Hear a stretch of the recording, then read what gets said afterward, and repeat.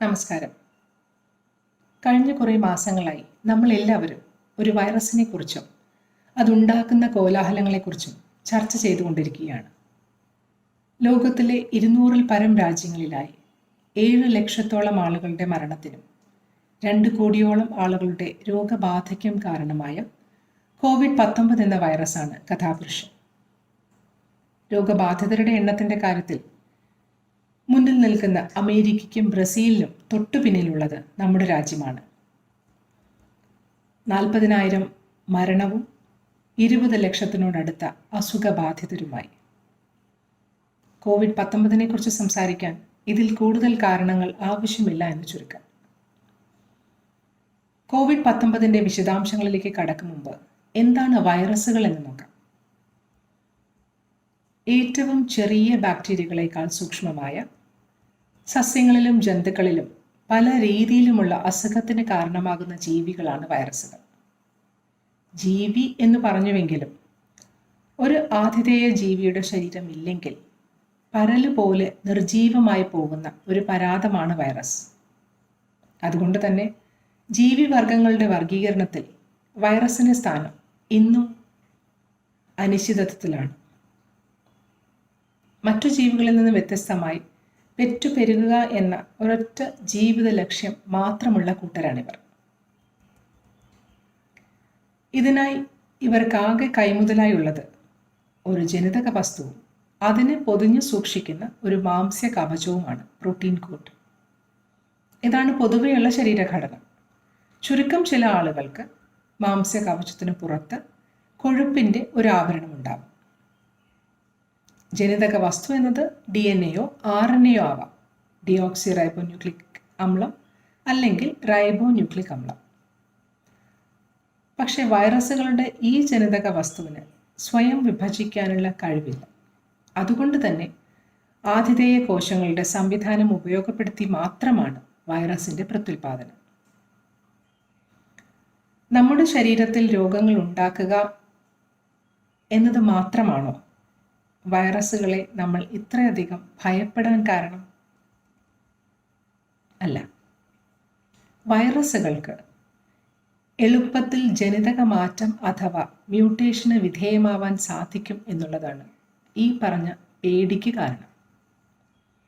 കയറിക്കൂടുന്ന ആതിഥേയ ജീവികൾക്കും ചുറ്റുപാടുകൾക്കും അനുസരിച്ച് സ്വന്തം നിലനിൽപ്പിന് അനുയോജ്യമായ ജനിതക മാറ്റം നടത്താൻ സാധിക്കുന്നത് വൈറസുകളുടെ അതിജീവനത്തിൻ്റെ ഭാഗമാണ്. ഇതിൽ തന്നെ പൊതുവെ പെട്ടെന്ന് പ്രതിപ്രവർത്തനത്തിൽ ഏർപ്പെടുന്ന സ്വയം ഒരു ഉൽപ്രേരകമായി പ്രവർത്തിക്കാൻ കഴിയുന്ന RNA വൈറസുകളാണ് ജനിതക മാറ്റത്തിന് കൂടുതൽ വിധേയമാവുന്നത്. അതിലാവട്ടെ ഒറ്റ ഇഴ RNA, നീളം കുറഞ്ഞ RNA എന്നിവയുള്ള വൈറസുകൾക്ക് ഇരട്ട ഇഴ RNA, നീളം കൂടിയ RNA എന്നിവയുള്ള വൈറസിനേക്കാൾ മ്യൂട്ടേഷൻ സാധ്യത കൂടുതലാണ്. ഈ ജനിതക മാറ്റം മൂലം അവരുടെ ശരീരഘടനയിൽ അടിക്കടി ഉണ്ടാവുന്ന വ്യത്യാസമാണ് പല വൈറസ് രോഗങ്ങൾക്കെതിരെയും മരുന്ന് കണ്ടുപിടിക്കാൻ നമുക്ക് പ്രയാസമുണ്ടാക്കുന്നത്. ഇനി നമുക്ക് COVID-19 എന്ന വൈറസിനെ പരിചയപ്പെടാം. 2019 ഡിസംബറിൽ ചൈനയിലെ വുഹാനിൽ കണ്ടെത്തിയ ചില പ്രത്യേകതരം ന്യൂമോണിയ കേസുകളാണ് COVID-19 ആധാരമെന്ന് നമ്മൾക്ക് എല്ലാവർക്കും അറിയാം. അസുഖബാധിതരിൽ പലരും വുഹാനിലെ മത്സ്യമാംസ മാർക്കറ്റ് സന്ദർശിച്ചവരായിരുന്നു. വന്യജീവികളടക്കം അവിടെ വിൽപ്പന ചരക്കാണെന്ന് ഈ ചിത്രത്തിൽ നിന്ന് നിങ്ങൾക്ക് മനസ്സിലാക്കാം. പിന്നീട് നടത്തിയ ടെസ്റ്റുകളിലാണ് ഒരു പുതിയ തരം കൊറോണ വൈറസിനെ കണ്ടെത്തിയതും അതുണ്ടാക്കിയ അസുഖത്തിനെ SARS-CoV-2 എന്ന് വിളിച്ചതും. പിന്നീട് COVID-19 എന്ന് പുനർനാമകരണം ചെയ്യപ്പെട്ട ഈ വൈറസ് ചൈനയിലെ മറ്റിടങ്ങളിലേക്കും താമസിയാതെ ലോകത്തിൻ്റെ വിവിധ ഭാഗങ്ങളിലേക്കും വ്യാപിച്ചു. 2020 ജനുവരി ആയപ്പോഴേക്കും WHO COVID-19 ഒരു ഇന്റർനാഷണൽ പബ്ലിക് ഹെൽത്ത് എമർജൻസിയായി പ്രഖ്യാപിച്ചു. കിരീടം പോലെ തള്ളി നിൽക്കുന്ന മാംസ്യത്തിൻ്റെ മുള്ളുകൾ ശരീരത്തിന് ചുറ്റുമുള്ള RNA വൈറസുകളുടെ ഒരു വിഭാഗമാണ് COVID-19 ഉൾപ്പെടുന്ന കൊറോണ വൈറസുകൾ. ചെറിയ ജലദോഷം മുതൽ ശ്വാസകോശ സംബന്ധിയായ അസുഖങ്ങളും ദഹന വ്യവസ്ഥയെയും കരളിനെയും ബാധിക്കുന്ന അസുഖങ്ങളും ഉൾപ്പെടെ ശക്തമായ പ്രയാസങ്ങൾ ഉണ്ടാക്കാൻ പര്യാപ്തമാണ് ഇവരിൽ പലരും. മുമ്പും പല കൊറോണ വൈറസുകളും നമ്മുടെ ഉറക്കം കെടുത്തിയിട്ടുണ്ട്. 2003 ചൈനയിൽ തന്നെ റിപ്പോർട്ട് ചെയ്ത SARS CoV severe acute respiratory syndrome corona വൈറസും, അതുപോലെ 2012 സൗദി അറേബ്യയിൽ പൊട്ടിപ്പുറപ്പെട്ട MERS CoV middle east respiratory syndrome corona വൈറസും. സാർസ് പകർന്നത് സിവറ്റ് ക്യാറ്റ് അഥവാ മെരുവിൽ നിന്നാണെന്നും മെർസ് മനുഷ്യനിലെത്തിയത് ഒട്ടകത്തിൽ നിന്നാണെന്നാണ് പഠനങ്ങൾ പറയുന്നത്. എന്നിരുന്നാലും COVID-19 താരതമ്യം ചെയ്യുമ്പോൾ ഇവ രണ്ടും വളരെ കുറച്ച് മരണങ്ങളെ ഉണ്ടാക്കിയിട്ടുള്ളൂ. പൊതുവെ കൊറോണ വൈറസുകൾ മറ്റു മൃഗങ്ങളിൽ, സസ്തനികൾ, പക്ഷികൾ മുതലായവയിലാണ് കാണപ്പെടുന്നത്. പക്ഷേ ഇവയ്ക്ക് ഒരു സ്പീഷീസിൽ നിന്നും മറ്റൊന്നിലേക്ക് ചേക്കേറാൻ സാധിക്കുന്നുണ്ട് എന്ന് നമ്മൾക്ക് മനസ്സിലായിട്ടുണ്ട്. COVID-19 ഉടലെടുത്തത് വവ്വാലുകളിലാണെന്നും പിന്നീടാണ് അവ മനുഷ്യനടക്കമുള്ള മറ്റു സസ്തനികളിലേക്ക് വ്യാപിച്ചതെന്നുമാണ് കരുതപ്പെടുന്നത്. ഇങ്ങനെ മൃഗങ്ങളിൽ നിന്നും മനുഷ്യരിലേക്ക് രോഗം വ്യാപരിക്കുന്ന രീതിയെയാണ് സൂനോട്ടിക് സ്പിൽ ഓവറുകൾ എന്ന് പറയുന്നത്. ഇത്തരം സ്പിൽ ഓവറുകൾക്ക് ശാസ്ത്രജ്ഞന്മാർ പല കാരണങ്ങളും ചൂണ്ടിക്കാണിക്കുന്നുണ്ട്. ഒരു പ്രധാന കാരണം മനുഷ്യരും മൃഗങ്ങളും തമ്മിലുള്ള അധികരിച്ച ഇടപെടലാണ്. ഇത് മൃഗങ്ങളുടെ ആവാസ വ്യവസ്ഥയിലേക്കുള്ള മനുഷ്യന്റെ കടന്നുകയറ്റം മൂലമോ അതുമല്ലെങ്കിൽ എന്തിനേയും ഏതിനേയും വേവിക്കാതെയും പകുതി വേവിച്ചും ഭക്ഷണമാക്കുന്ന നമ്മുടെ പുതിയ ശീലങ്ങൾ കൊണ്ടോ ആവാം. ജൈവ വൈവിധ്യത്തിൻ്റെ ശോഷണം എന്ന കാരണവും പല ഗവേഷകരും തള്ളിക്കളയുന്നില്ല എന്നുള്ളതും നമ്മളിവിടെ ചേർത്ത് വായിക്കേണ്ടതാണ്. ഇനി നമുക്ക് COVID-19 ഘടനയെന്ന് നോക്കാം. കൊറോണ വിരിഡെ കുടുംബത്തിൽ ഓർത്തോ കൊറോണ വിറിനെ എന്ന ഉപകുടുംബത്തിലെ ഒരു ജീനസായ ബീറ്റ കൊറോണ വിഭാഗത്തിൽ ഉൾപ്പെടുന്ന ഒരു വൈറസാണ് COVID-19. RNA വൈറസുകളിൽ അത്യാവശ്യം വലിപ്പമുള്ള വൈറസാണ് 60 മുതൽ 140 നാനോമീറ്റർ വരെ വ്യാസമുള്ള COVID-19. നമുക്ക് സാധാരണ കാണുന്ന ജലദോഷം ഉണ്ടാക്കുന്ന റൈനോ വൈറസുകൾക്കൊക്കെ ഏകദേശം 30 നാനോമീറ്ററേ വ്യാസമുള്ളൂ. സാമാന്യത്തിൽ കൂടുതൽ നീളമുള്ള ഒറ്റയിഴ RNA അഥവാ റൈബോന്യൂക്ലിക് അമ്ലമാണ് ഇവരുടെ ജനിതക വസ്തു. അതിനെ പൊതിഞ്ഞുകൊണ്ട് മാംസ്യത്തിൻ്റെ ഒരു കൂടുണ്ട്. അതിനും പുറമേയുള്ള കൊഴുപ്പ് കൊണ്ടുണ്ടാക്കിയ ആവരണത്തിലാണ് ഗ്ലൈക്കോപ്രോട്ടീൻ അല്ലെങ്കിൽ മാംസ്യം കൊണ്ടുണ്ടാക്കിയ സ്പൈക്സ് അഥവാ മുള്ളുകൾ പോലുള്ള ഭാഗങ്ങൾ. ഈ കൊഴുപ്പ് കൊണ്ടുള്ള ആവരണത്തിൽ മറ്റു പ്രോട്ടീനുകളുമുണ്ട്. N പ്രോട്ടീൻ, M പ്രോട്ടീൻ എന്നൊക്കെ വിളിക്കുന്ന മറ്റു പ്രോട്ടീനുകളുമുണ്ട്. പക്ഷെ നമ്മളെ സംബന്ധിച്ചും പ്രധാനമായത് ഈ പറയുന്ന S പ്രോട്ടീനുകളാണ് അല്ലെങ്കിൽ സ്പൈക്സ് ആണ്. ഈ സ്പൈക്ക് പ്രോട്ടീനുകളാണ് നമ്മുടെ ശരീരകോശത്തിൻ്റെ അകത്ത് കയറാനുള്ള താക്കോലായി ഇവർ ഉപയോഗിക്കുന്നത്. നമ്മുടെ കോശസ്തരത്തിന് പുറത്തുള്ള റിസപ്റ്റർ പ്രോട്ടീനുമായി കൊറോണ വൈറസിൻ്റെ സ്പൈക്ക് പ്രോട്ടീൻ അറ്റാച്ച് ചെയ്യുന്നതോടെ വൈറസിന് കോശത്തിനകത്തേക്ക് പ്രവേശിക്കാനുള്ള വഴിയൊരുങ്ങുന്നു. ACE2 ആൻജിയോടെൻസിൻ കൺവേർട്ടിംഗ് എൻസൈം എന്ന ACE2 എന്ന പ്രോട്ടീനുകളാണ് കൊറോണ പിടിമുറുക്കുന്ന നമ്മുടെ കോശത്തിലെ പ്രോട്ടീനുകൾ. ശ്വാസകോശങ്ങൾ, ഹൃദയം, രക്തക്കുഴലുകൾ, അന്നനാളം എന്നിവയിൽ ഈ പറയുന്ന ACE പ്രോട്ടീനുകൾ ധാരാളമായുണ്ട്. ഇനി കോശത്തിനകത്ത് എന്താണ് നടക്കുന്നതെന്ന് നോക്കാം. വൈറസുകൾ കോശത്തിനകത്ത് പ്രവേശിച്ച ശേഷം ആതിഥേയ കോശത്തിൻ്റെ വിവിധ സംവിധാനങ്ങളെ ഉപയോഗപ്പെടുത്തി സ്വന്തം ജനിതക വസ്തുവിൽ നിന്നും തൻ്റെ ശരീരത്തിന് ആവശ്യമായ മുഴുവൻ പദാർത്ഥങ്ങളും നിർമ്മിക്കുന്നു.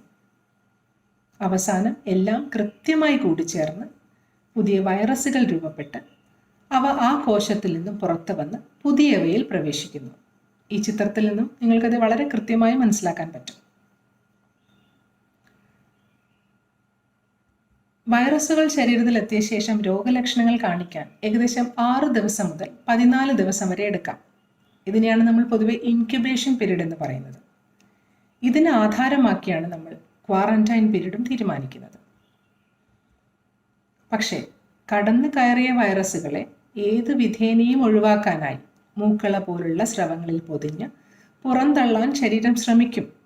എങ്കിലും രോഗപ്രതിരോധ ശേഷി കുറവാണെങ്കിൽ വൈറസുകൾ ഈ പ്രതിരോധത്തെ മറികടന്ന് ശ്വാസകോശത്തിൽ പെറ്റുപെരുകുന്നു. ഇതോടുകൂടി ചെറിയ ചുമ, പനി തുടങ്ങിയ രോഗലക്ഷണങ്ങൾ പ്രത്യക്ഷപ്പെടുന്നു.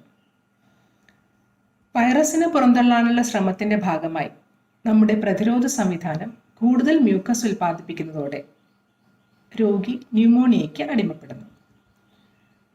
പക്ഷേ ഈ COVID-19 അതുപോലുള്ള ഇൻഫ്ലുവൻസയും എല്ലാം മരണകാരണമാവുന്നത് രോഗത്തോടുള്ള ശരീരത്തിൻ്റെ പ്രതിരോധ വ്യവസ്ഥയുടെ ഓവർ റിയാക്ഷൻ ആണെന്നാണ് ശാസ്ത്രലോകം പറയുന്നത്. അസുഖബാധയുണ്ടാകുമ്പോൾ ശരീരത്തിലെ രോഗപ്രതിരോധ സംവിധാനം പുറപ്പെടുവിക്കുന്ന ചെറിയ മാംസ്യ തന്മാത്രകളുണ്ട്. അതാണ് സൈറ്റോകിനുകൾ എന്ന് പറയുന്നത്. ഒരുതരം സിഗ്നലിംഗ് മോളിക്യൂൾ, സിഗ്നലിംഗ് തന്മാത്രകൾ. വൈറസ് കടന്നു കയറുമ്പോൾ ശരീരത്തിലെ പ്രതിരോധ സംവിധാനം ഉത്തേജിക്കപ്പെടുകയും രോഗബാധിത കോശങ്ങളിലേക്ക് രക്തത്തിലൂടെയും ലസികയിലൂടെയും സൈറ്റോകിൻ തന്മാത്രകൾ ധാരാളമായി വന്നു ചേരുകയും ചെയ്യുന്നു. ഇത് പക്ഷെ ചില ആളുകളിൽ ഇൻഫ്ലമേഷൻ അഥവാ വീക്കമുണ്ടാക്കും. ചിലപ്പോൾ കടുത്ത വൈറസ് ബാധ ഉണ്ടാവുകയാണെങ്കിൽ ഇത് ഹൈപ്പർ ഇൻഫ്ലമേഷൻ അഥവാ സൈറ്റോകിൻ സ്റ്റോമിന് കാരണമാവുകയും രോഗിയുടെ മരണത്തിലേക്ക് വഴിതെളിക്കുകയും ചെയ്യുന്നു. 2005 പക്ഷിപ്പനിയുടെ സമയത്തും ഒരുപാട് പേരുടെ മരണത്തിനിടയാക്കിയതും ഈ തരത്തിലുള്ള സൈറ്റോകിൻ റെസ്പോൺസ് ആണെന്നാണ് മെഡിക്കൽ സയൻസ് പറയുന്നത്. ഇത്തരം പ്രശ്നങ്ങൾ ഏതു തരം ആളുകളെയാണ് കൂടുതൽ ബാധിക്കുക? 80% ആളുകളിലും വലിയ പ്രശ്നങ്ങൾ ഉണ്ടാക്കില്ലെങ്കിലും ചിലരിലെങ്കിലും രോഗം മൂർച്ഛിക്കാൻ സാധ്യതയുണ്ട്. പ്രായമേറിയവർ, വൃക്ക രോഗികൾ, ഹൃദ്രോഗികൾ, ക്യാൻസർ രോഗികൾ, രക്തസമ്മർദ്ദം കൂടിയവർ, പ്രമേഹ രോഗികൾ എന്നിവർ രോഗബാധിതരായാൽ അത് അപകടത്തിലേക്ക് നയിച്ചേക്കാം. അതുകൊണ്ട് ഇത്തരക്കാരിൽ നിന്നും നമ്മൾ പരമാവധി വിട്ടുനിൽക്കുന്നതിനെയാണ് റിവേഴ്സ് ക്വാറന്റൈൻ എന്ന് പറയുന്നത്. സാധാരണ അസുഖമുള്ളവരിൽ നിന്നും അത് നമ്മളിലേക്ക് പടരാതിരിക്കാനാണ് നമ്മൾ അവരെ മാറ്റി പാർപ്പിക്കുന്നത്. പക്ഷേ അസുഖം വരാൻ സാധ്യതയുള്ള സെൻസിറ്റീവ് പോപ്പുലേഷനെ, അല്ലെങ്കിൽ ഈ പറഞ്ഞ അസുഖമുണ്ടാവാൻ സാധ്യതയുള്ള ആളുകളെ നമ്മളുമായി അധികം സമ്പർക്കം വരാതിരിക്കാൻ വേണ്ടി മാറ്റി നിർത്തുന്നതിനെയാണ് നമ്മൾ റിവേഴ്സ് ക്വാറന്റൈൻ എന്ന് പറയുന്നത്. ഇനി എന്താണ് ഇതിനുള്ള ചികിത്സ എന്ന് നോക്കാം. COVID-19 കൃത്യമായൊരു മരുന്നുമില്ലെങ്കിലും പലതരം ആൻറ്റി വൈറസുകൾക്കെതിരെയുള്ള മരുന്നുകൾ അസുഖത്തിൻ്റെ കാഠിന്യം കുറയ്ക്കാൻ നമ്മൾ ഉപയോഗിക്കുന്നുണ്ട്. വൈറസുകൾ ശരീരത്തിൽ പെറ്റുപെരുകുന്ന തടയുന്ന റെംഡെസിവിർ ആണ് FDA എമർജൻസി ഓതറൈസേഷൻ ലഭിച്ച ആദ്യ മരുന്ന്. ആദ്യം അപ്രൂവൽ കിട്ടിയ ഹൈഡ്രോക്സി ക്ലോറോക്വിന് അപ്രൂവൽ FDA പിന്നെ എടുത്തു കളയുകയായിരുന്നു, നമുക്ക് എല്ലാവർക്കും അറിയാം. എന്നിരുന്നാലും ഇപ്പോൾ ജിംസിലുമാബ്, ഫ്ലാവിപിറാവിർ, EIDD 2801, റീകോംബിനന്റ് ACE2, നമ്മൾ നേരത്തെ പറഞ്ഞ ACE പ്രോട്ടീനുകളെ അനുകരിക്കുന്ന മരുന്നുകൾ തുടങ്ങി പല മരുന്നുകളും അതിൻ്റെ ലഭ്യതയ്ക്കും മറ്റു ഘടകങ്ങൾക്കും അനുസരിച്ച് രോഗികൾക്ക് നൽകുന്നുണ്ട്. കോവിഡ് വന്ന് ഭേദമായ ആളുകളുടെ ശരീരത്തിൽ നിന്നും പ്ലാസ്മ വേർതിരിച്ച് അതുപയോഗിച്ച് മറ്റ് അസുഖബാധിതരെ ചികിത്സിക്കുന്ന കോൺവാലസൻ പ്ലാസ്മ തെറാപ്പിക്കും സന്നിഗ്ധ ഘട്ടത്തിൽ ഉപയോഗിക്കാനുള്ള അനുമതി ലഭിച്ചിട്ടുണ്ട്. കോവിഡ് മരണങ്ങൾക്ക് പ്രധാന കാരണമായ സൈറ്റോകിൻ സ്റ്റോമിന് തടയിടാനായി ഡെക്സാമിഥോസോൺ, ചില സൈറ്റോകിൻ ഇൻഹിബിറ്റേഴ്സ് എന്നിവയും പരീക്ഷിക്കപ്പെടുന്നുണ്ട്. പക്ഷെ ലോകം മുഴുവൻ ഇന്ന് ആഗ്രഹിക്കുന്നത് COVID-19 ഒരു വാക്സിനാണ്. വർഷങ്ങളുടെ പ്രയത്നങ്ങൾക്കൊടുവിലാണ് ഒരു വാക്സിൻ പിറവിയെടുക്കുന്നതെന്ന് നമുക്ക് എല്ലാവർക്കും അറിയാം. ഒരുപാട് നാളുകൾ മൃഗങ്ങളിലെ പരീക്ഷണങ്ങൾക്ക് ശേഷം മനുഷ്യരിൽ തന്നെ പല ഘട്ടങ്ങളിലായുള്ള പരീക്ഷണങ്ങൾ, phase 1, phase 2, phase 3 എന്നിങ്ങനെ പല ഘട്ടങ്ങളും കഴിഞ്ഞിട്ടാണ് വാക്സിനുകൾ വിപണിയിലെത്തുന്നത്. ആദ്യത്തെ ഫേസിൽ ആളുകൾക്ക് മരണം സംഭവിക്കില്ല എന്ന് ഉറപ്പിച്ച ശേഷം രണ്ടാമത്തെ ഫേസിൽ മരുന്ന് എത്ര കൃത്യമായി അസുഖത്തെ പ്രതിരോധിക്കുന്നു എന്നും അതിന് എത്ര ഡോസുകൾ, വർഷങ്ങൾക്ക് ശേഷമുള്ള ബൂസ്റ്റർ ഡോസ് ഉൾപ്പെടെ എത്ര വേണമെന്നും തീരുമാനിക്കപ്പെടുന്നു. അതാണ് രണ്ടാമത്തെ ഘട്ടത്തിൽ ചെയ്യുന്നത്. മൂന്നാമത്തെ ഫേസിൽ ഒരുപാട് ആളുകളിൽ ഈ വാക്സിൻ്റെ കാര്യക്ഷമത പരീക്ഷിക്കപ്പെടുന്നു. കോവിഡിനായുള്ള പല വാക്സിനുകളും പരീക്ഷണ ഘട്ടങ്ങളുടെ പല ഘട്ടങ്ങളിലാണ് ഉള്ളതെങ്കിലും ഓക്സ്ഫോർഡ് യൂണിവേഴ്സിറ്റിയുടെ ചെഡോക്സ് 1 എന്ന വാക്സിൻ ആസ്ട്രാസിനേക്ക എന്ന സ്വീഡിഷ് ഫാർമസ്യൂട്ടിക്കൽ കമ്പനിയാണ് ഇത് വികസിപ്പിച്ചിരിക്കുന്നത്. അതുപോലെ സിനോവാക് കമ്പനിയുടെ ഇനാക്ടിവേറ്റഡ് ആലമോ 3-ാം ഫേസിൽ എത്തിച്ചേർന്നിരിക്കുന്നു എന്നുള്ളത് ആശാവഹമായ കാര്യമാണ്. Moderna, Beijing institute of biotechnology, Bharat biotech എന്നിവയുടെ വാക്സിനുകൾ ഫേസ് 2-ൽ എത്തി നിൽക്കുന്നു എന്നുള്ളതാണ് റിപ്പോർട്ടുകൾ പറയുന്നത്. ആഗസ്റ്റ് 15-ന് ഇറങ്ങുമെന്ന് നമ്മുടെ പ്രധാനമന്ത്രി പറഞ്ഞ വാക്സിൻ ഭാരത് ബയോടെക്കിൻ്റെതാണ്. നമുക്കറിയാം എന്താണ് സംഭവിച്ചതെന്ന്. പക്ഷെ വാക്സിനുകൾ നിർമ്മിക്കാൻ കാലതാമസം ഉണ്ടാവും എന്നുള്ളത് കൊണ്ട് തന്നെ അതുവരെ പിടിച്ചു നിൽക്കാൻ നമ്മൾ ചെയ്യുന്ന കാര്യങ്ങൾ വളരെ പ്രാധാന്യം അർഹിക്കുന്നതാണ്. രോഗവ്യാപനം തടയാൻ ഏറ്റവും ഉത്തമം ലോക്ക്ഡൗൺ ആണെങ്കിലും അനിശ്ചിതകാലം അത് തുടരാൻ നമുക്കാവില്ല. എല്ലാം നിശ്ചലമാവുമെന്ന് മാത്രമല്ല, പല രാജ്യങ്ങളും പട്ടിണിയിലാക്കാൻ ഇത് മതിയാവും എന്നതാണ് കാരണം. ഇവിടെയാണ് SMS എന്ന് ഓമന പേരിട്ട് വിളിക്കുന്ന സാനിറ്റൈസ്, മാസ്ക് ആൻഡ് സോഷ്യൽ ഡിസ്റ്റൻസിങ്ങിൻ്റെ പ്രാധാന്യം. കോവിഡിന് തടഞ്ഞു നിർത്താനുള്ള ഏറ്റവും പ്രധാന കാര്യങ്ങൾ, ഒരുപക്ഷെ ഇപ്പോൾ നമുക്ക് ചെയ്യാവുന്ന ഏക കാര്യങ്ങളും ഇതുമാത്രമാണ്. ശ്വസന വ്യവസ്ഥയെ ബാധിക്കുന്നത് കൊണ്ട് തന്നെ രോഗികൾ തുമ്മുമ്പോഴും ചുമയ്ക്കുമ്പോഴും വൈറസുകൾ അടങ്ങിയ ഉമിനീർ കണങ്ങൾ നേരിട്ടോ അല്ലാതെയോ മറ്റൊരാളിൽ പ്രവേശിക്കുന്നത് തടയിടാനാണ് പുറത്തു പോകുമ്പോഴും ആളുകൾ ഒരുമിക്കുന്നിടത്തും മാസ്ക് നിർബന്ധമാക്കിയിരിക്കുന്നത്. മാസ്കിലുള്ള വാൽവുകൾ മാസ്കിന്റെ ഉദ്ദേശത്തെ തന്നെ ഇല്ലാതാക്കുന്നതിനാൽ അത്തരം മാസ്കുകൾ ഉപയോഗിക്കരുത് എന്ന് ICMR ഈയിടെ പുറത്തിറക്കിയ ബുള്ളറ്റിനിൽ പറഞ്ഞിട്ടുണ്ട്. നമ്മൾ ശബ്ദം താഴ്ത്തി സംസാരിക്കുന്നത് പോലും നമ്മുടെ പരിശ്രമങ്ങൾക്ക് ഫലം കൂട്ടും എന്നുള്ളതാണ് പുതിയ പഠനങ്ങൾ പറയുന്നത്. പിന്നെ മറ്റു വസ്തുക്കളിൽ അടിഞ്ഞിരിക്കാൻ സാധ്യതയുള്ള വൈറസുകൾ, നമ്മൾ നേരത്തെ പറഞ്ഞ രോഗികൾ തുമ്മുമ്പോഴോ ചുമയ്ക്കുമ്പോഴോ പുറത്തു വരുന്ന ഉമിനീർ കണങ്ങൾ മറ്റു വസ്തുക്കളിൽ അടിഞ്ഞിരുന്നാൽ അവ നമ്മുടെ കൈകളിലൂടെ ശരീരത്തിനകത്ത് കയറാതിരിക്കാനാണ് ഇടയ്ക്കിടെ സോപ്പ് ഉപയോഗിച്ചോ സാനിറ്റൈസർ ഉപയോഗിച്ചോ കൈകൾ വൃത്തിയാക്കണമെന്ന് പറയുന്നത്. കൊഴുപ്പ് കൊണ്ട് കുപ്പായമിട്ട വൈറസിനെ തകർക്കാൻ ഏറ്റവും എളുപ്പം ഈ പറയുന്ന സോപ്പും സാനിറ്റൈസറും തന്നെയാണ്. കൂട്ടത്തിൽ സോപ്പിട്ട് കൈ കഴുകിയ ശേഷം മാത്രമേ മുഖത്ത് സ്പർശിക്കൂ എന്നൊരു ശപഥം കൂടിയെടുത്താൽ വളരെ നല്ലത്. ഇതിനോടൊപ്പം വളരെ കൃത്യമായ സാമൂഹിക അകലം കണിശമായി പാലിക്കുക വഴി നമുക്ക് ഏതാണ്ട് മുഴുവനായി തന്നെ കോവിഡിൽ നിന്ന് വിട്ടുനിൽക്കാൻ സാധിക്കുമെന്നതിന് യാതൊരു സംശയവുമില്ല. ഇനി 1-2 ചെറിയ കാര്യങ്ങൾ ചെറുതാണെങ്കിലും വിഷയം ഗൗരവമുള്ളതാണ്. COVID-19 ഔട്ട്ബ്രേക്കിൻ്റെ കൂടെ ലോകം മറ്റൊരു ഔട്ട്ബ്രേക്കിന് കൂടി സാക്ഷ്യം വഹിച്ചിരുന്നു. അശാസ്ത്രീയമായ പഠനങ്ങളുടെയും തെറ്റായി വ്യാഖ്യാനിക്കപ്പെട്ട വിവരങ്ങളുടെയും സ്വയം പടച്ചുവിടുന്ന നിർദോഷമെന്ന് തോന്നിപ്പിക്കുന്ന വലിയ പൊട്ടത്തരങ്ങളുടെയും ഒരു പാൻഡമിക്. കോവിഡിൻ്റെ മറ്റൊരു ദുരന്തവശമായി വിശേഷിക്കപ്പെട്ട ഈ ഇൻഫർമേഷൻ പാൻഡമിക്കിനെ WHO വിശേഷിപ്പിച്ചത് ഇൻഫോഡെമിക് എന്നാണ്. അതിൽ പ്രധാനപ്പെട്ട 1-2 നമുക്ക് നോക്കാം. COVID-19 വ്യാപനം ചൈനയുടെ സൃഷ്ടിയാണെന്നായിരുന്നു ആദ്യകാല ചർച്ചകൾ.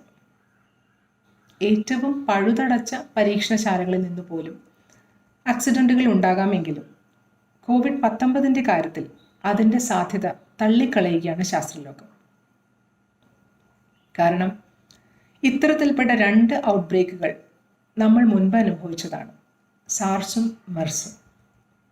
ഇനി അതല്ല, ജനിതക മാറ്റം വരുത്തിയ ഒരു പുതിയ ജൈവ ആയുധമായി ഇതിനെ ചൈന ഉപയോഗപ്പെടുത്തിയെന്ന് പറയുവാനാണെങ്കിലും അതിന് വ്യക്തമായ ഒരു ശാസ്ത്രീയ അടിത്തറ ഇല്ല. കാരണം COVID-19 ജനിതക വസ്തുവിൻ്റെ സീക്വൻസിംഗ് നടത്തിയപ്പോൾ അതിൽ കൃത്രിമമായി കൂട്ടിച്ചേർക്കപ്പെട്ട ജീനോം സീക്വൻസിനെ കണ്ടെത്താനായില്ല. മാത്രവുമല്ല, വവ്വാലുകളിലും മനുഷ്യരിലും കാണപ്പെടുന്ന COVID-19 ജനിതക വസ്തുവിലുള്ള വ്യത്യാസങ്ങൾ പലയിടത്തായി ചിതറിക്കിടക്കിയായതുകൊണ്ട് തന്നെ ഇത് സ്വാഭാവികമായി പരിണാമം സംഭവിച്ചുണ്ടായതെന്നാണ് ശാസ്ത്രലോകത്തിൻ്റെ നിഗമനം. മറ്റൊരു പ്രധാന വാർത്ത ഹൈഡ്രോക്സിക്ലോറോക്വിൻ എന്ന മരുന്നിനെ കുറിച്ചായിരുന്നു. US പ്രസിഡന്റ് ഇതിനെ ഗെയിം ചേഞ്ചർ എന്ന് വിളിച്ചതോടെ സോഷ്യൽ മീഡിയ അതിൻ്റെ പുറകിലായിരുന്നു കുറേ കാലം. വളരെ അശാസ്ത്രീയമായി വെറും 20 പേരിൽ നടത്തിയ ഒരു പരീക്ഷണത്തിൻ്റെ പുറത്തായിരുന്നു ആ കോലാഹലം മുഴുവനും എന്നുള്ളതാണ് സത്യം. അതോടുകൂടി റൊമറ്റോയിഡ് ആർത്രൈറ്റിസ് പോലുള്ള രോഗമുള്ളവർക്ക് ഈ മരുന്ന് കിട്ടാതെയുമായി. വളരെ കൃത്യമായി ഒരിടത്ത് ഉപയോഗിക്കേണ്ട മരുന്ന് മറ്റൊരിടത്ത് ഉപയോഗശൂന്യമാക്കി കളയുന്നതിന് ഒരു ഉത്തമ ഉദാഹരണമായിരുന്നത്. വിറ്റമിൻ ഡി മരുന്നുകളുടെ ഉപയോഗം ഏതാണ്ട് ഇതുപോലൊക്കെ തന്നെയാണ്. സൂര്യപ്രകാശത്തിൽ ധാരാളമുള്ള ഈ വിറ്റമിൻ ഡി നമ്മുടെ രോഗപ്രതിരോധ വ്യവസ്ഥയുടെ ശരിയായ പ്രവർത്തനത്തിന് ആവശ്യമാണ് എന്നതിൽ കവിഞ്ഞ് ഇതിന് കോവിഡുമായുള്ള ബന്ധം ഇനിയും തെളിഞ്ഞിട്ടില്ല.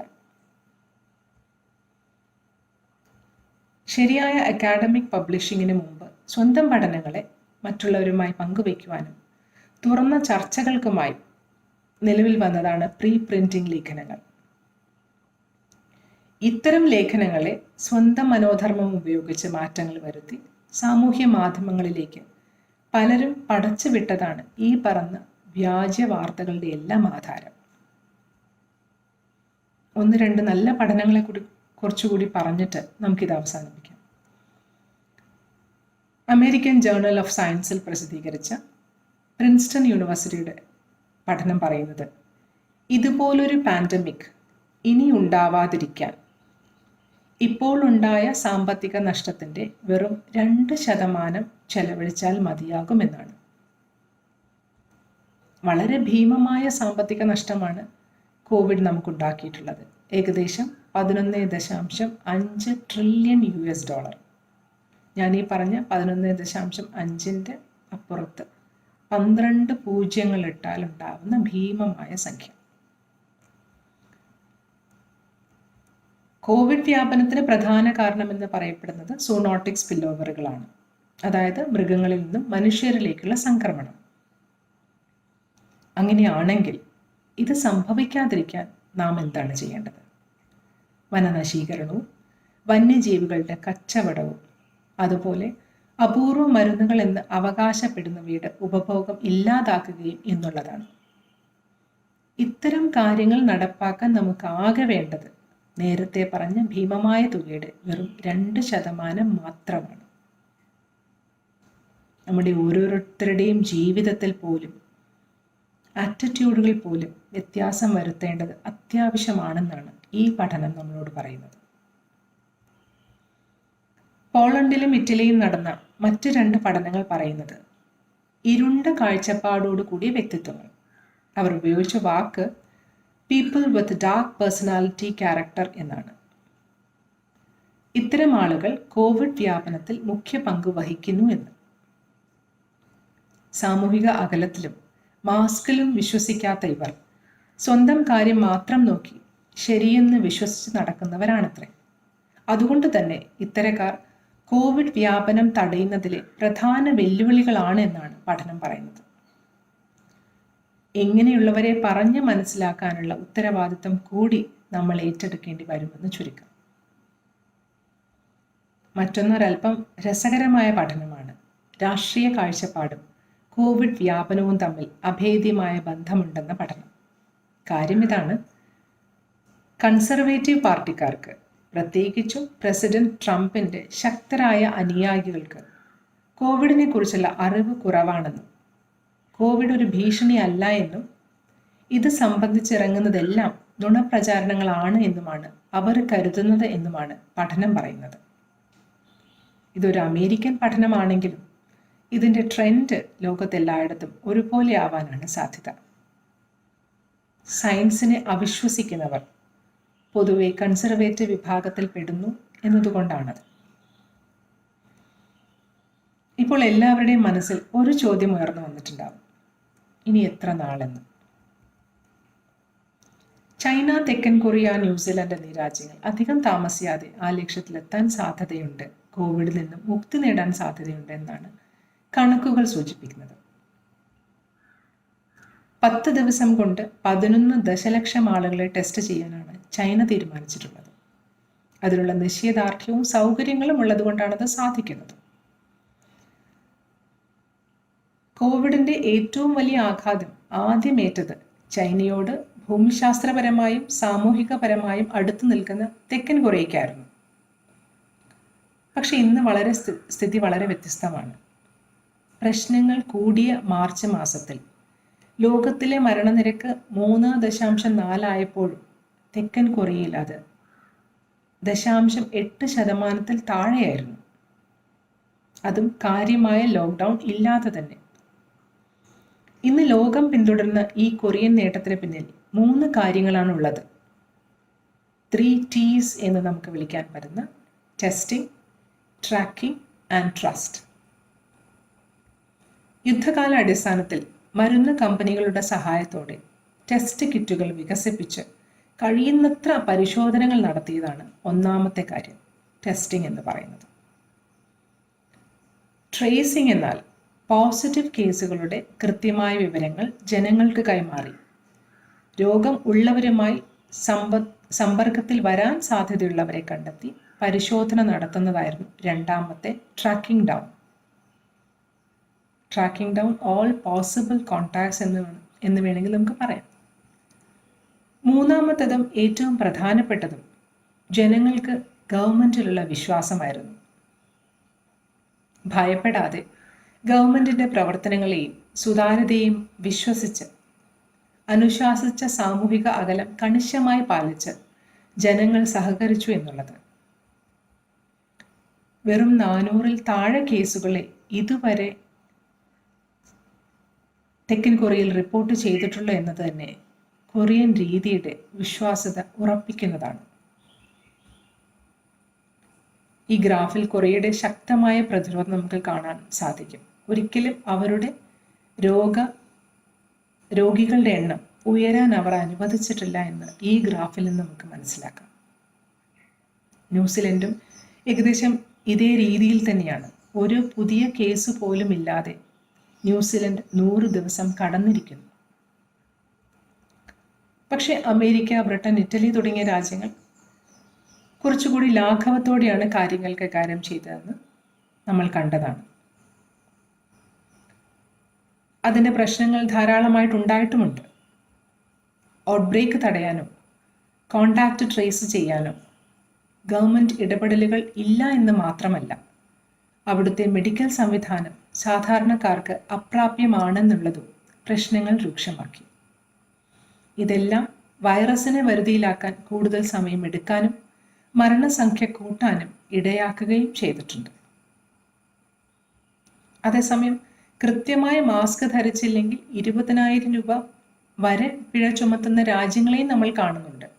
അതിൻ്റെ വ്യത്യാസം അവരുടെ രോഗവ്യാപനത്തിൻ്റെ കുറവ് തെളിയിക്കുന്നുമുണ്ട്. പക്ഷേ നമ്മുടെ നാട്ടിൽ 20 പേരിൽ കൂടുതൽ ഒത്തുകൂടരുതെന്ന് പറഞ്ഞാലും കൃത്യമായി മാസ്ക് ധരിക്കണമെന്ന് ശഠിച്ചാലും ആളുകൾ കൂട്ടം കൂടി സമരം നടത്തുകയും നിയമത്തെ വെല്ലുവിളിക്കുകയും ചെയ്യുമ്പോൾ ഈ വിവരമില്ലായ്മയ്ക്കും ധാർഷ്ട്യത്തിനും നമ്മൾ നൽകേണ്ടി വരുന്നത് ജീവന്റെ വിലയാണ്, ഒപ്പം നീളുന്ന അനിശ്ചിതത്വവും. എന്നിട്ടും ഒരു പരിധിവരെ നമ്മൾ കേരളീയർ പിടിച്ചു നിൽക്കാൻ കാരണം നമ്മുടെ പബ്ലിക് ഹെൽത്ത് സിസ്റ്റം അത്ര നല്ലതാണ് എന്നതുകൊണ്ടും അതിന് നല്ല പിന്തുണ കൊടുത്തുകൊണ്ട് ആശാ വർക്കർമാർ ഉൾപ്പെടുന്ന ഒരു വോളണ്ടിയർ ഗ്രൂപ്പ് ഉള്ളതുകൊണ്ടും ജാഗ്രതയോടെ നിൽക്കുന്ന ഒരു സർക്കാർ ഉള്ളതുകൊണ്ടും തന്നെയാണ്.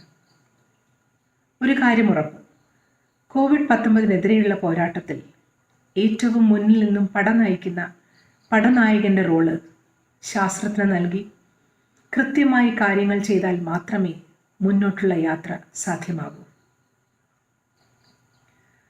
അതുപോലെ ഈ കോവിഡ് കാലത്ത് നമ്മൾ നേടിയെടുത്ത അറിവും ജീവൻ്റെ വിലയുള്ള ജാഗ്രതയും വ്യക്തിഗത സാമൂഹിക ശുചിത്വവും അച്ചടക്കവും എല്ലാം ഇനി അങ്ങോട്ടുള്ള യാത്രയിൽ വഴികാട്ടിയാവാൻ കരുതി വയ്ക്കുകയും ചെയ്താൽ ഇതുപോലൊരു അനിശ്ചിതത്വത്തിലേക്ക് ഇനിയും വീണു പോവാതിരിക്കാൻ നമുക്ക് സാധിക്കും.